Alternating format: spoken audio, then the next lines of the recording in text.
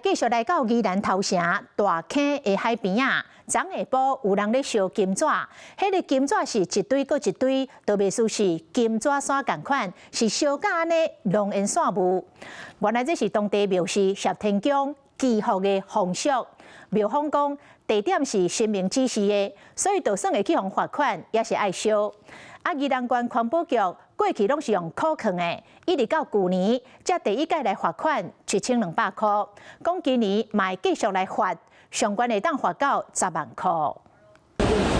美麗海邊啊，紡煙散步，金紙蹲佇海沙堡塔關關，大火燒了真險。邊仔的工作人員一捆毛規手的金紙繼續倒落。那用掃帚咧掃，那燒金紙，塗刷粉啊用蓬蓬。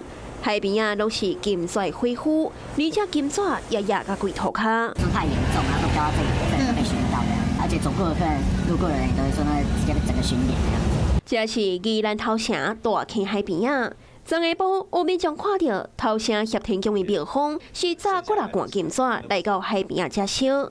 廟方人員講，因當年舊曆的機會，攏會舉辦消災祈福的活動。燒金紙的風俗已經維持10多年，事情都會詢問他，嘿，所以那個是我們不會他說要在海邊燒的，不是我們自己人說要在哪裡燒的，每一年都被罰，沒有辦法啊，因為我們還是要聽。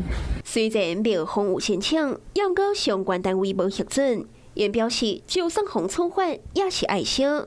當年環保局攏有甲扣款，一直到去年正式罰清幾塊，今年繼續處罰。該行為已經違反《空氣污染防治法》第32條規定，那本局將予以告發，那後續將處以1200元以上10萬元以下罰款。雖然廟方事後有變數，也毋過海沙堡頂懸也是看得出有小貴分者。民俗信仰、甲環境以及安全是要安怎平衡，目前也未解決。Hello， 我是林仙怡，想要搶先掌握最及時的新聞資訊嗎？趕快訂閱、按讚、開啟小鈴鐺，鎖定華視新聞 YouTube 頻道。